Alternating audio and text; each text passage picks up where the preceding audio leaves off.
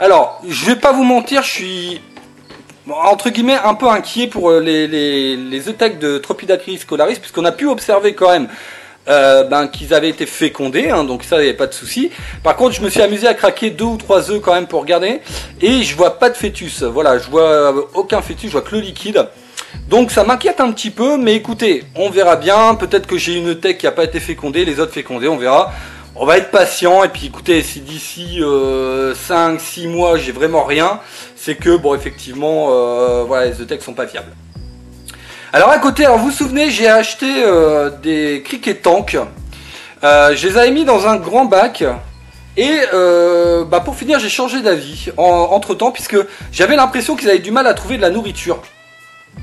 Parce que je les voyais chercher un petit peu, voilà, je les voyais un peu maigrir, donc je me suis dit merde, ça me fait un peu chier. Donc ce que j'ai fait, c'est que tout simplement je les ai remis dans des braplast comme ça, donc un par braplast, et donc là ils se sont remis à manger, comme vous pouvez voir, ils commencent à être bien dodus, celle-ci. Voilà, et écoutez, ça se passe très très bien, donc je vais les laisser là-dedans pour l'instant, puis on verra quand ils seront un peu plus grands, peut-être que je les changerai de bac pour un bac un peu plus grand. Mais pour l'instant, voilà, ça se passe bien comme ça. Et j'en ai perdu une également. Donc, bon, un peu dégoûté. Alors, en sachant que quand je l'ai reçue, elle était vivante, mais c'est vrai qu'elle était pas, elle avait pas l'air super en forme. Et bon, elle est morte, hein. Bon, après, c'est pas grave. En tout cas, j'en ai 2 qui sont en forme, en tout cas en pleine forme, qui mangent bien. Et écoutez, on verra pour la suite. En dessous, pareil, j'ai fait un deuxième plateau avec un câble chauffant. Pareil, même technique. Et là, donc, c'est le plateau à réduve. Alors, je voulais vous montrer ça parce que c'est plutôt intéressant. Alors, je sais pas. Voilà, je sais que par rapport aux tutos que j'ai vu un peu sur internet, il y a pas mal de tutos qui demandent de mettre du sable au fond, voilà, ainsi de suite, machin et tout. Et je me suis bien renseigné auprès d'éleveurs vraiment, on va dire entre guillemets professionnels qui élèvent ces espèces-là. Donc là, c'est pour le coup, c'est Platymeris mambo ici. Voilà. Vous voyez à l'intérieur. Et écoutez, j'ai pris tous les conseils, plus ou moins. Et j'ai inventé ce petit bac. Alors, inventé, c'est un grand mot, hein, parce qu'il y a peut-être certainement d'autres personnes qui font la même technique que moi. Mais je trouvais ça plutôt sympa. En fait, c'est des pots. Vous voyez, des pots comme ça, que vous utilisez pour planter, pour faire vos plants de tomates, tout ça. J'ai fait juste une petite ouverture comme ça, et posé directement, hop, dans la boîte. Et ça marche super bien en fait, parce que ils réussissent à bien muer, puisque le pot est assez poreux en fait, donc ils réussissent à bien s'agripper dessus, ils muent super bien. Et l'intérêt de tout ça, c'est qu'en fait, les proies que je mets à l'intérieur vont se réfugier dans les pots, et donc sont à disposition directe en fait des Platymeris. Donc je trouvais ça plutôt bien, et puis si vous regardez, ça marche bien, puisque pratiquement, alors là non, mais pratiquement à chaque pot, vous avez une Platymeris qui est planquée et qui attend sagement sa proie avant de la tuer. Voilà. Non mais bon voilà, je trouvais que c'était une idée plutôt sympa et je voulais vous la donner. En tout cas ça marche super bien, il mue super bien. Donc pas de souci particulier pour cette espèce là. Avec le petit câble chauffant, alors rassurez-vous, ça chauffe pas énormément, c'est du 15 watts, hein, c'est vraiment pour qu'il puisse avoir un peu de chaleur. Mais voilà, rien de plus, rien d'extraordinaire. À côté les Psittala horrida, donc là pareil les réduves qui s'apparentent beaucoup également aux Platymeris.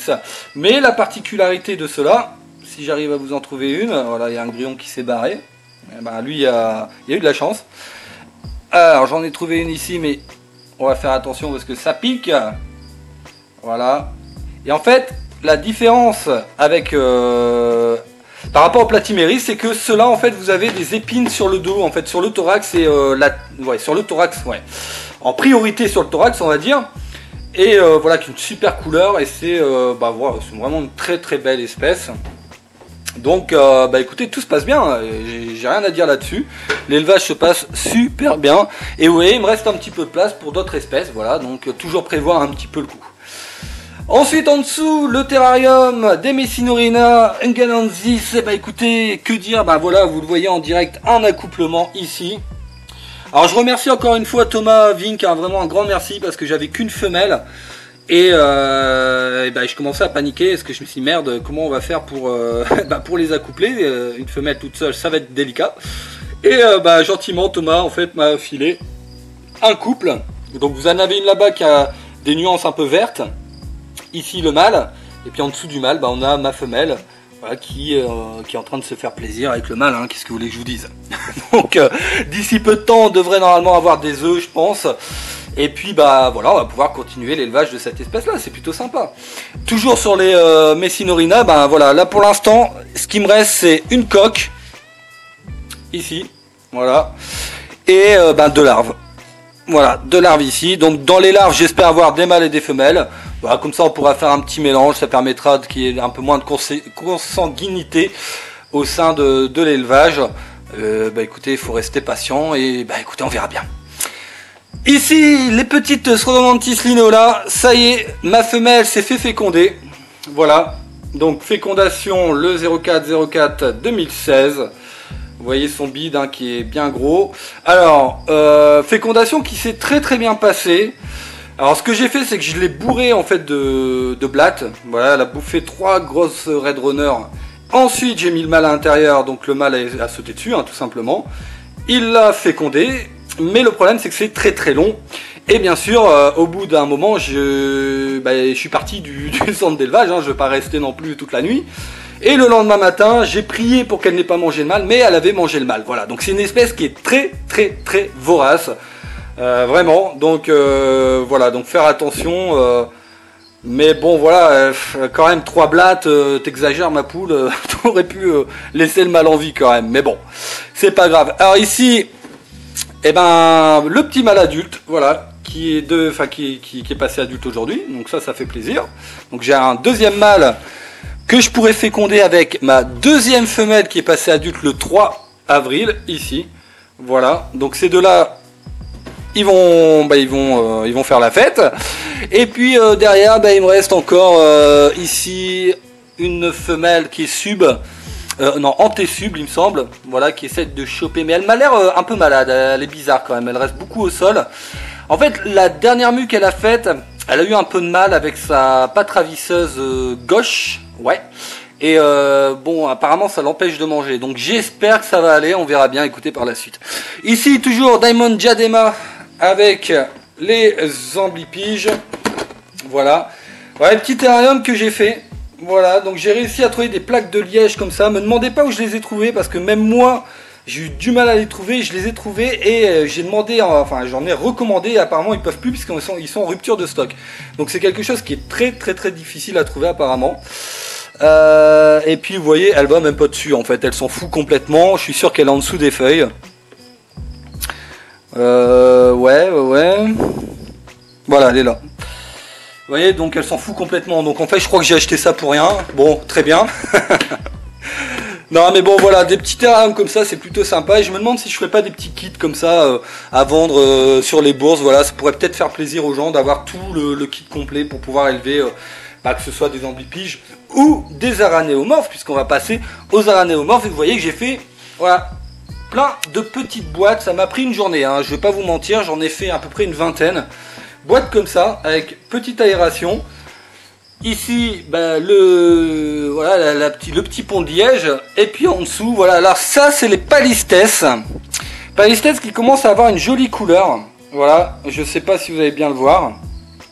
Commence à avoir des jolies couleurs et qui poussent bien, voilà, qui poussent super bien. Et pour les autres, écoutez, j'ai toujours pas pris le nom avec moi. Je l'ai, hein, le nom, il est chez moi, c'est Vincent qui me l'a filé. Mais je l'ai pas pris avec moi. Mais bon, c'est une espèce qui est plutôt simple à élever, voilà, une espèce, on va dire traditionnelle dans le milieu des aranéomorphes. Au niveau des larves, j'ai les Xylotrupagidon qui poussent bien. Là, vous allez voir un petit peu le petit morceau. Et honnêtement, je pense qu'ils vont pas tarder pour certaines à se mettre en nymphe déjà. Donc écoutez, voilà, c'est sympa. Vous voyez que finalement tout se passe vraiment très bien ici, hein, dans l'élevage. Hein, honnêtement, j'ai pas de soucis particuliers. Puisque même au niveau des blattes, voilà, hop, et écoutez, ça se passe très bien également. Alors j'ai juste les croquettes qui commencent à moisir un peu, ça faudra que je l'enlève parce que ça va attirer les acariens. Donc là, écoutez, ça se passe très bien puisque j'ai pu apercevoir, alors c'est les Aeluropoda insignis, et je sais pas si vous allez le voir, est-ce qu'il y en a ici? Non. Est-ce que je vais en trouver? Non, là j'en vois pas, mais j'ai pu apercevoir tout simplement des petits. Et ouais, Donc j'étais assez surpris parce que voilà, j'ouvre le bac, je vois des petits, je fais merde. Alors au départ je pensais que c'était des blattes qui s'étaient barrés. Vous savez, genre Red Runner qui s'était barré, qui s'était mis dedans, mais pas du tout. C'est des petits qui sont là. Ouais, les croquettes pourrissent, là il va falloir que je les enlève. Alors est-ce que je vais en trouver? Bah non, je vais pas en trouver. Bon bah c'est pas grave, vous allez me croire sur parole en tout cas. Voilà les petits qui se baladent, donc bah écoutez, ça fait plaisir, c'est que ça fonctionne bien, voilà, l'élevage est plutôt bon, donc ben voilà, pareil, rien à dire. Voilà, on va les laisser tranquillement faire leur petite vie. Au-dessus, Hymenopus coronatus, là ça se passe très très bien, les deux mâles ont mué, voilà, ici et là-bas derrière. Donc ça se passe bien, la femelle n'a toujours pas mué mais elle mange bien, voilà, il n'y a pas de difficulté pour l'instant. Ici, les uropiges, bah pareil, écoutez, ça se passe très très très bien. Voilà, je sais pas si vous allez voir les cachets en dessous du truc. Alors, j'ai changé en fait les écorces par des petits bouts de plastique noir. Alors c'est du plastique, c'est une sorte de plastique polystyrène, du PVC, une sorte de PVC noir. Tout simplement parce que les écorces avaient tendance à pourrir, à moisir, et la moisissure se transmettait à l'uropige. Donc ça me faisait un peu chier, donc j'ai essayé de trouver une solution, et voilà, j'ai trouvé cette solution qui marche très très bien, puisque le plastique, là, en l'occurrence, ne pourrit pas. Donc bah écoutez, rien à dire. Le petit élevage de Droso, voilà, pareil, qui se passe bien, rien à dire. Voilà, petite coupure, c'est pas grave. Donc on en était à l'élevage de Droso qui se passe super bien, comme vous pouvez le voir. Voilà, donc ça c'est la petite recette, hein. Vous cherchez sur ma chaîne YouTube, vous allez trouver la recette des Droso. Et vous voyez qu'avec ma recette, ben écoutez, il n'y a rien à dire, ça se passe super bien. Pourquoi j'ai du Droso? Bah parce que ma femelle Scrodromantis va pondre prochainement, elle est ici d'ailleurs, je vais la remettre à sa place. Et donc, toujours prévoir, puisque une boîte de Droso c'est entre 2 € et 2,50 €, voire parfois 3 € en animalerie, et faut pas abuser, hein, voilà quoi. Donc moi je fais mon élevage perso, au moins je suis tranquille. Pareil pour les grillons, hein. Si je fais mon élevage de grillons, c'est tout simplement parce que en électricité ça me coûte beaucoup moins cher qu'acheter 3 ou 4 boîtes par semaine. Donc bah voilà, donc Droso, tout se passe bien. Ici les petites sauterelles donc, que j'avais achetées pendant la bourse de Mons à Arthropodia, donc les Hemicopterus incisus. Donc bah écoutez, ça se passe bien. Alors j'ai une personne qui en a acheté aussi, qui m'a contacté et qui m'a dit qu'elle avait tout perdu. Alors moi j'ai rien perdu en fait, moi tout se passe vraiment très très bien, j'ai eu aucune perte. Voilà, vous voyez là-bas, alors ils ont tendance à se plaquer contre le plastique. Donc bah voilà, c'est une espèce qui a l'air pour l'instant assez simple à élever. Au niveau des mus, pour l'instant j'ai eu quelques mus, hein, bah, tiens, ils sont là, il y en a une là, voilà. J'ai eu quelques mus, adultes, il y a... Enfin, on trouve pas beaucoup de photos sur internet, j'ai cherché un peu partout. C'est assez compliqué à trouver. J'ai trouvé une photo donc sur le site d'Arthropodia où voilà, on voit la tête est violette, c'est plutôt sympa, ça a l'air d'être une espèce qui est plutôt agréable à élever, on verra bien en tout cas. C'est peut-être, par contre, vous voyez le système de ponte qui va être un peu plus délicat parce que c'est une espèce qui aime bien pondre dans les souches d'arbres pourris ou dans un pondoir tout simplement. Mais voilà, on va tenter. On tentera les deux en tout cas, on verra ce que ça donne. Alors ensuite, ici les Eurycantha SSP. Donc là pour l'instant je les ai mis dans une petite boîte tout simplement parce que j'ai plus de grande boîte. Donc il va falloir que j'en rachète quelques-unes. Donc pour l'instant je les ai mis dans une petite boîte, mais ils sont déjà adultes, hein, donc vous voyez que bah, ça se passe bien, ils n'ont pas de soucis à se faire. Surtout que c'est une espèce qui aime bien les endroits un peu clos, voilà. Donc pas de problème particulier, vous voyez qu'ils mangent très très bien. Parce que j'ai changé les ronces il y a 3 jours et vous voyez qu'il n'y en a plus. Par contre, voilà, ils aiment bien gaspiller également, hein, parce que vous voyez qu'ils croquent dedans, ils croquent la petite branche et tout se barre au sol, super. Mais voilà, sinon tout se passe bien. J'ai la femelle qui commence à avoir un bon gros bide, donc à mon avis elle va pas tarder à pondre. Et puis bah voilà, affaire à suivre. Allez, à côté, je vous l'avais dit que ça allait être long, hein. Pas mal de choses à vous montrer. D'ailleurs je pense que le suivi d'élevage sera fait en 2 parties, hein, à mon avis. Ici, bonne nouvelle puisque je commence à avoir des naissances de Philium en bataille. Donc ça se passe super bien pour l'instant. Enfin je dis ça, je suis con. Je dis ça, j'ai eu la naissance ce matin donc je peux pas vous dire. Mais disons que voilà, je leur ai fait un petit cadre assez confiné. Vous voyez, avec une ouverture ici. C'est pas forcément une espèce qui a besoin d'une hygrométrie absolument gigantesque, on va dire. Mais voilà, on va tenter l'élevage, on va voir ce que ça donne. Et le petit est là, je sais pas si vous allez le voir, juste au niveau de la feuille. Alors ça ressemble beaucoup, ça ressemble quasi à du Phyllium philippinicum. Et bizarrement, quand vous avez les naissances, c'est beaucoup plus petit que du Phyllium philippinicum. Et finalement, c'est plus grand adulte. Donc, des fois, on a du mal à comprendre quand même. Mais bon, c'est comme ça. Allez, on va passer au Cranidium gibbosum. Écoutez, tout se passe super bien. Voilà, vous le savez, hein, j'ai rien à dire. À part, j'ai eu une perte cette semaine. Bon, ça arrive, c'est normal. Alors, je vais essayer de vous ouvrir ça. Hop. Voilà, Cranidium gibbosum. Hop, c'est parti. Donc, mâle adulte, ici.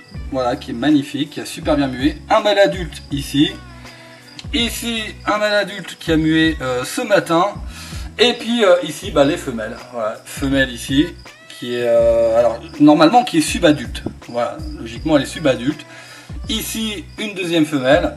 Une femelle là-bas avec une couleur différente. Et puis après, tous les petits. Et dans les petits, vous voyez par exemple ici, j'ai une femelle qui est super contrastée. Voilà, je la trouve super belle. Dans les petits, j'ai des femelles. Voilà, ici, des mâles. Voilà quoi. Donc vous voyez que vraiment tout se passe bien. Alors je pose 2 minutes l'appareil photo. Donc voilà, c'est encore une espèce qu'on nomme comme difficile d'élevage.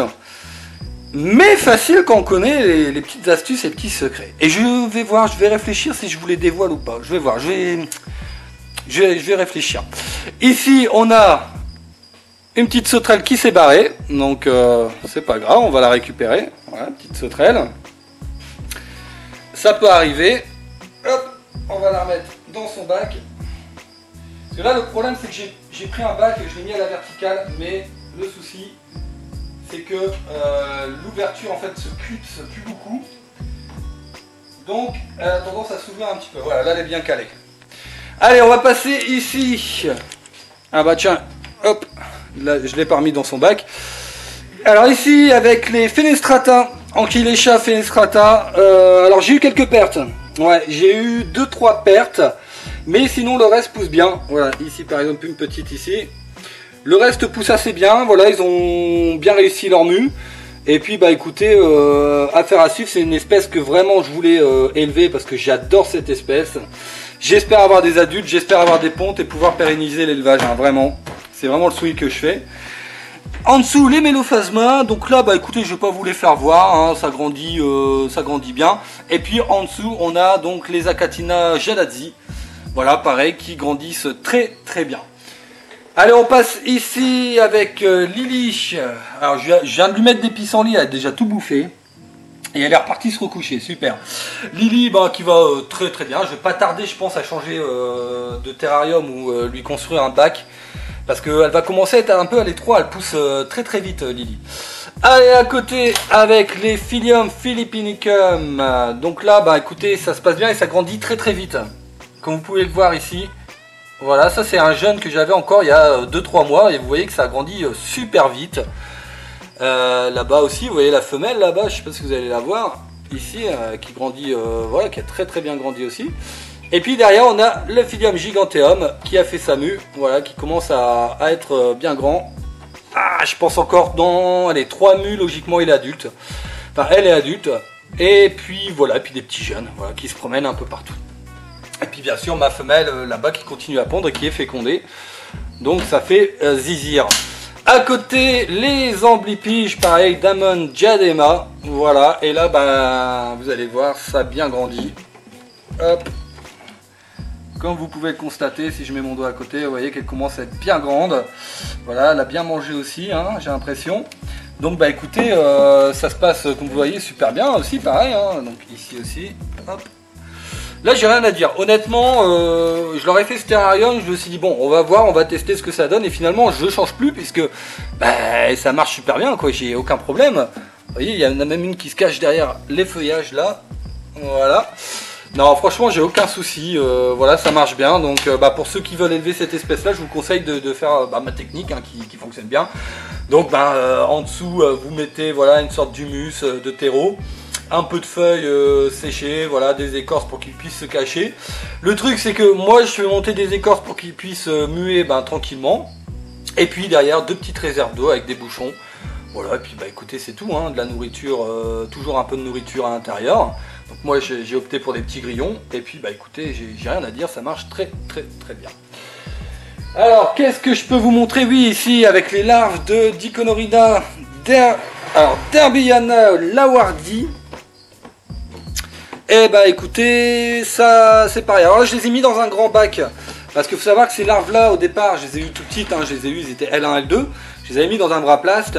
Et donc là, j'ai décidé de les mettre dans un grand bac, tout simplement parce qu'ils commencent à être énormes.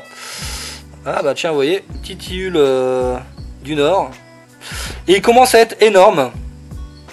Alors, je sais pas si je vais vous trouver ça. J'ai à peu près, je dois avoir 9 larves, il me semble. Voilà, c'est voilà, vous voyez, commence à être de bonne taille. Alors ça, c'est pas la plus grosse hein, que j'ai. Voilà, vous voyez ici, pareil. Donc, ils vont pas tarder à faire leur coque. Vous voyez là.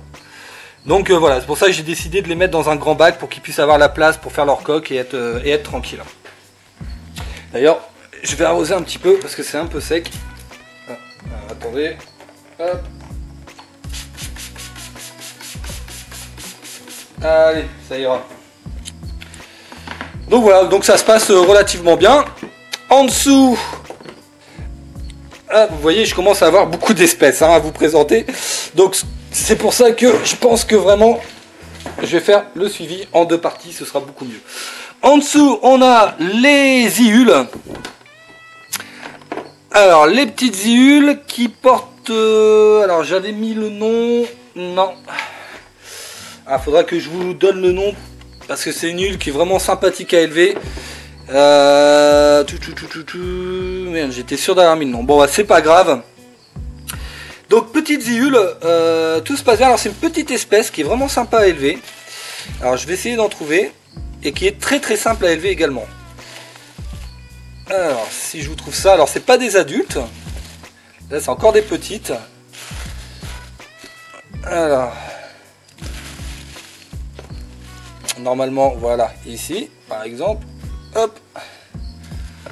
Voilà, donc écoutez, ça se passe bien, ils font leur petite vie, légumes, fruits, un bon terreau, un bon substrat, et puis comme on dit, hein, c'est parti quoi, c'est parti mon kiki. Voilà, donc, et puis à côté, j'ai eu 2 naissances d'Acreoptera phallax, donc j'ai mis du goyavier, oui j'ai trouvé du goyavier, et j'ai mis du goyavier directement. Et on verra ce que ça donne, voilà, on verra bien ce que ça donne. Là je vais pas vous le montrer parce que sinon il faudrait que je déplace tout. Mais pour l'instant écoutez ça se passe pareil, ça se passe bien, il n'y a pas de souci particulier. Bon écoutez, je crois que je vous ai tout montré, pratiquement. Donc vous voyez que l'élevage se passe vraiment très bien. Et puis que les suivis des vaches sont de plus en plus longs d'ailleurs. Et écoutez, qu'est-ce que j'ai à dire? Rien du tout, hein. Écoutez, si vous voulez avoir plus de vidéos, n'hésitez pas à vous abonner, hein, comme d'habitude. Et puis nous on se retrouve, j'espère en tout cas, à Arras, à Flers-en-Escrebieux. Alors Flers-en-Escrebieux, je vais pas exposer, hein, j'irai en tant que visiteur. Et puis voilà, puis à Arras, et puis bien sûr vous pouvez poser toutes vos questions en commentaire, il n'y a pas de souci. Je vous souhaite à tous une excellente soirée, une excellente journée. C'était Julien de Phasmaniac, ciao à tous.